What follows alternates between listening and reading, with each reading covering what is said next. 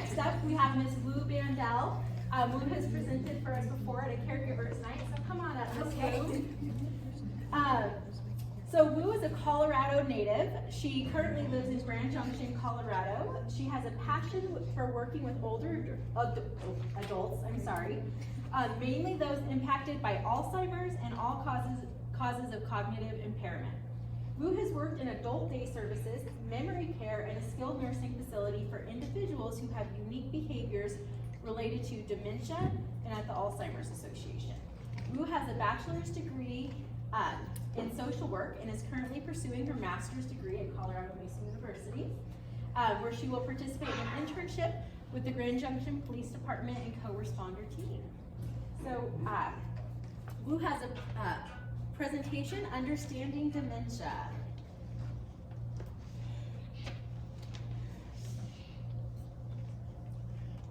It's supposed to be bigger than that. Just a moment.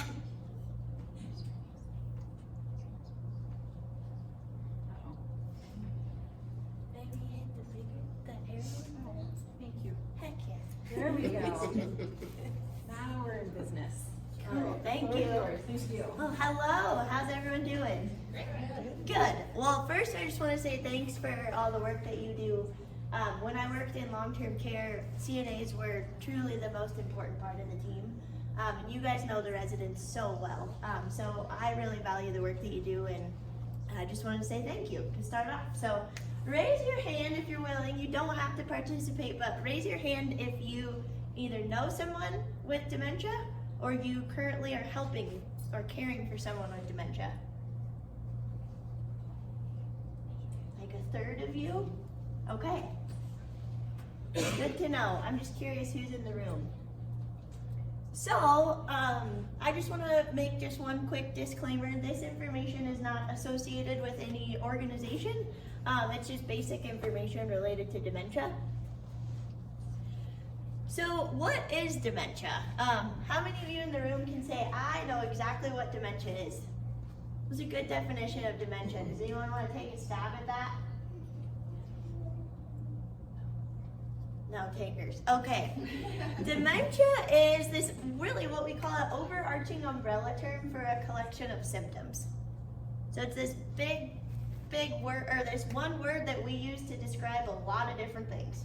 So it can get a little bit confusing. So when I say symptoms, what are some of those symptoms of dementia? For those of you that feel free to call it out, there's some up on the screen.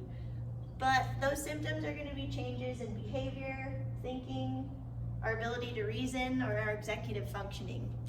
Does anyone have a very quick story about someone they either know or love or are caring for that has maybe a unique behavior because they have dementia?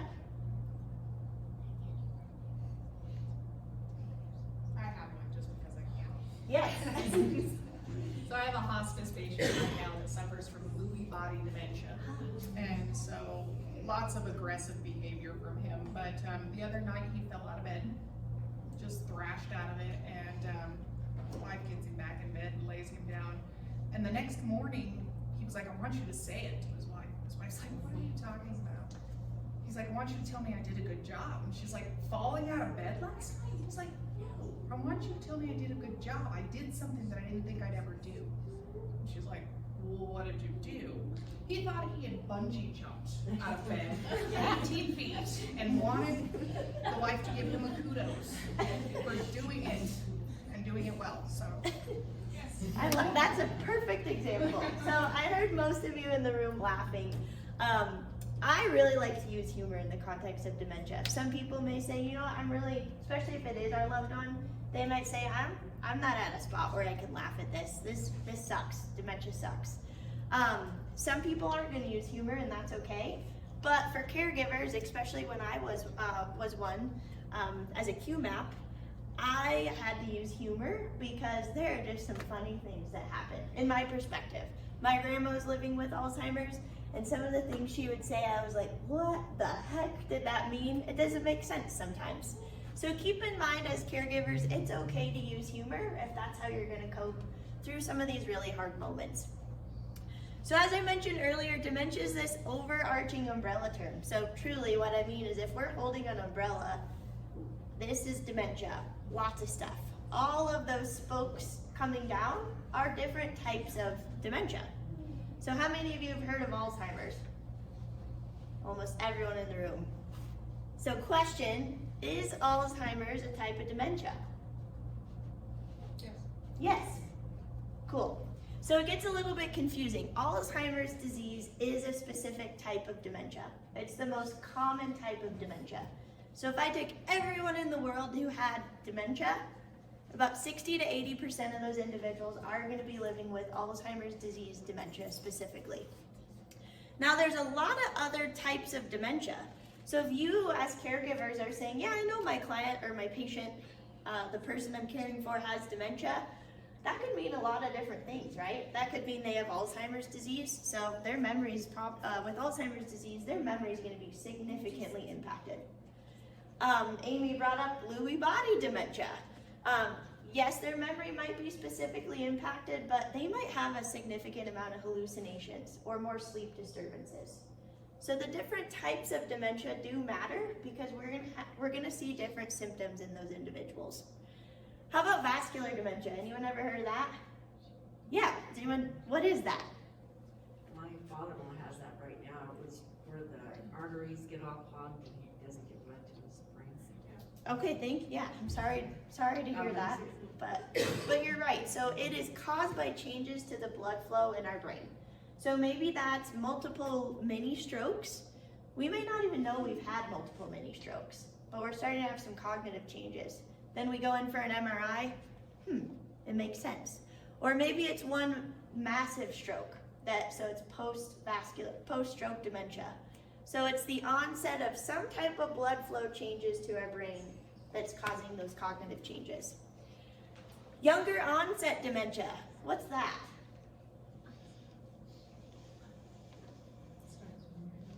Starts when you're young, I think I heard someone say. Yeah, so if someone's diagnosed with any cause of dementia before the age of 65, that would mean it's younger onset. And then frontotemporal dementia. How many of you have heard of that recently? Why is that? Bruce Willis, exactly. So Bruce Willis's family came out and self-disclosed that he's been diagnosed with frontotemporal dementia. Everyone's going to experience this disease differently, but in Bruce Willis's case, he's having significant changes with his ability to speak. We call that aphasia. Most of you probably know that. But sometimes an individual with frontotemporal dementia might have really unique behaviors. It's important to know when you're thinking about caring for someone living with dementia, what type of dementia does this person have? Because then we can actually kind of familiarize ourselves with those symptoms and normalize some of those symptoms as well. Any questions about that? Cool, okay. So what do we know about dementia, or what else do we know? Unfortunately, dementia is a progressive and fatal disease. So what does that mean? That means that as an individual is diagnosed with some cause of dementia, if I am diagnosed with Alzheimer's, I am going to progress, and Alzheimer's could possibly be the cause of death. There's a lot of other things that could kill me, maybe a heart attack, natural causes, but eventually it's possible that dementia will end up being the cause of death for individuals. What we've learned through a bunch of different research studies is that, well, let me start over. How many of you have heard the term asymptomatic in the past couple years? Too often, probably, right, because of COVID. So what does that mean? People are walking around, they don't have any symptoms, but they have COVID. Same type of thing with dementia. Dementia is not contagious, so keep that in mind. But we know that changes biologically are happening about 20 years before we see clinical symptoms. So I'm 30, almost 30, whatever. If I have younger onset Alzheimer's, there might be some biological changes that are happening in my body currently that I don't even know about. And if I was diagnosed at the age of 50 with younger onset Alzheimer's, that would make sense because I'm starting to see clinical changes now. When an individual is actually diagnosed with dementia, there's a lot of different stages that people use to talk about dementia. Your physician might talk about it in 20 stages or 7 stages. I break it down into 3. So we have the early stage. Where's Craig over here? You can say that in the early stage of the brain, some parts of the brain are going to be impacted. So that means I might be able to drive still, possibly, and maybe we might be starting to say, oh, this might be a little bit unsafe.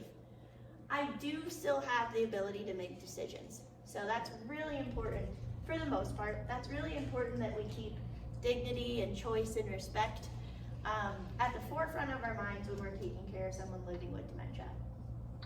I'm probably going to need a little bit of help throughout the day. As the disease progresses, you can see that the brain is going to be physically more and more impacted. So other parts of the brain are starting to be impacted by the disease.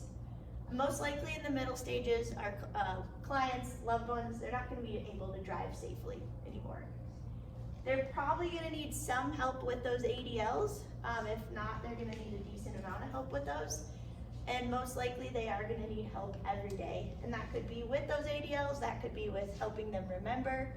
It just depends on the type of dementia and how it's impacting that person. And then we have the late stage, where you can see that most of the brain, or a significant part of the brain, is going to be impacted. That individual is most likely, or they will need 24/7 care, and they are going to need help with ADLs. The other thing to keep in mind is communication is going to significantly change as the disease progresses. What are some warning signs? So if any of you ever worked with someone and you're saying, there's some changes going on cognitively here, what did that look like? So they didn't have dementia, and now you're saying they're having a hard time remembering. Or what happens? Has anyone ever had that happen to their patients, clients, family members? No one? Yeah. They would have trouble finding their words. Yeah. Or they would lose stuff. Yeah, very common. So word find. Perfect. So communication changes. There's a lot of other warning signs, so this is not an all-encompassing list by any means, but communication changes. So trouble finding words. So maybe I know what this thing is. I know what it does, but I just cannot remember the word. Or maybe I know this is a computer, so I know the word, but I have no idea what that is, what to do with that. It's a computer, what's that? So there's a hard time remembering what things are used for and what words are to use. How many of you work with someone who repeats stuff a lot? You gotta give them reminders. Yeah. See some. How is that? Is that hard to handle sometimes? If we're being honest, it's okay to be honest in the room. Yeah. It's draining. I personally think it's draining. Well, and especially since, they don't know they're doing it. Exactly. Yeah. You say, you just said that. No, I didn't. Exactly. Yeah. So we're going to talk a little bit about some effective communication strategies with some of these harder behaviors that come up with dementia. Behavior changes, we might notice someone's isolating more, they're doing something new. So if you're starting to see changes and it's something someone's never done before, that could possibly be a warning sign of dementia. Memory changes, repetition. Maybe their short-term memory is going to be impacted. Certainly with Alzheimer's it is in the beginning, and as the disease progresses, their long-term memory will be impacted as well. Even physical changes. So sometimes we have patients who would come in and say, I can't see very well. Okay, let's go to the eye doctor. Maybe you need glasses, maybe you need contacts. Nope, went to the doctor, my eyes are 20/20, they're perfect. That might lead us to think that actually there's some physical changes happening with someone's brain, and it's not that they need glasses or contacts, it's that their brain is actually perceiving the world different because the dementia is impacting their brain physically enough to how they're looking at the world. Really quick on treatment, I'm not going to go into this. If you want more information, there's a lot of resources, you can take a look at that. Is dementia curable? No. It's not. Unfortunately, it's not. So right now there are treatments, but that doesn't mean there's a cure. There's a lot of organizations that are working towards that right now. There are oral medications. Some of you might help your clients take those.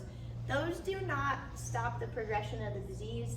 They simply help with the symptoms for some people. There's a lot of excitement in the news lately around the new treatments that are actually intravenous or infusions. And if you want more information on that, happy to talk to you about it, or you can do your own research on it. But there is progress in hoping to find a cure. Last piece of this presentation I want to talk about is effective communication. So as we noted, communication is going to significantly change throughout the disease progression. So it's our job, fortunately, adding something else to the to-do list, but it's our job as caregivers to change our approach to how we're going to support that person living with dementia. They have a physical brain disease that does not allow them to change their approach. Their brain's being too impacted by that disease. So we have to say, all right, I'm going to pause and rethink, how are we going to help this person who's living with a progressive brain disease? Some quick do's and don'ts. So we should approach them from the front, should introduce ourselves. Mentioned this earlier, but really, really important. Keep dignity, respect, and choice in mind at all times.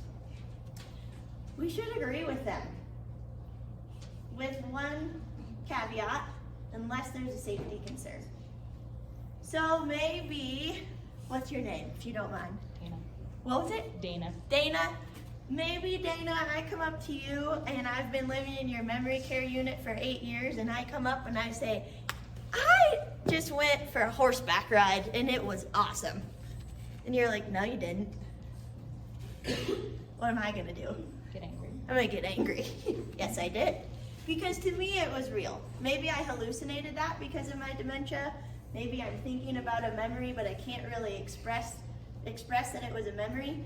So in that moment, we don't have to say, you didn't go on a horseback ride. There's no horses here. What are you talking about? Right? We can just say, wow, you went on a horseback ride. Tell me more about that. It could be, I said I use humor. You could get a really kind of comical response, right? It could be a point of conversation, but we're validating that individual. It's important to be empathetic and just be genuine, and then use patience as well. Those don'ts are the exact opposite of what those do's are. So we'll go through, I have 3, we'll go through one case study, and we'll use Irma. Amy talked about Lewy body dementia earlier, so we'll go with that.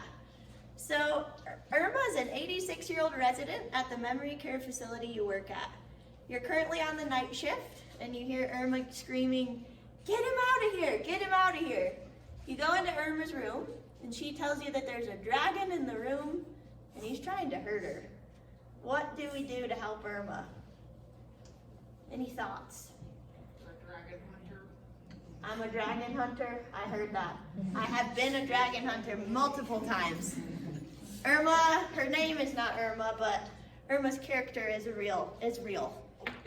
So sometimes, and this doesn't mean it's a negative, we're doing it with good intent, but a lot of times we might say, oh, Irma, dragons aren't real. You're safe. You're at home, you're safe, it's okay. As Dana said earlier, if I look, if I'm saying there's a dragon in the room and you're saying no, there's not, do I feel validated? So we do get to be a dragon hunter. So we walk in, holy crap, Irma, where's this dragon? He's over there. Okay, what are we gonna do to get rid of him?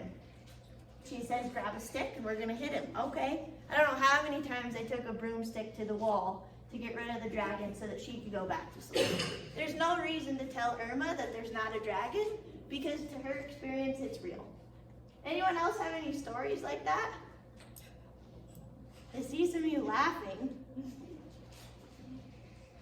No? Okay. Well, we had some other ones, but I'm not going to go through that just for the sake of time. But overall, dementia is that overarching umbrella term, and there's a lot of different types of dementia. And I do encourage you to dive deeper into that if you're supporting someone living with dementia, because it's only going to help you, and it's only going to help them as well. Dementia is unfortunately a progressive and fatal disease. There's currently treatments, but there is no cure at this time.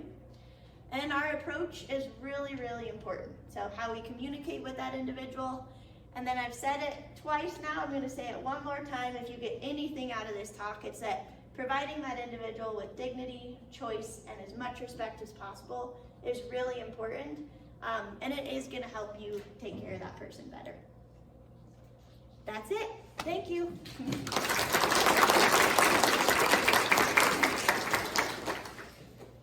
Thank you. You're welcome. Okay, if I could have my presenters back to the front for a moment. I think that we lost Mariah, but I'll take hers. is it wine? It's not the wine, but nice try. So thank you guys for coming out and presenting at our conference. We really appreciate it.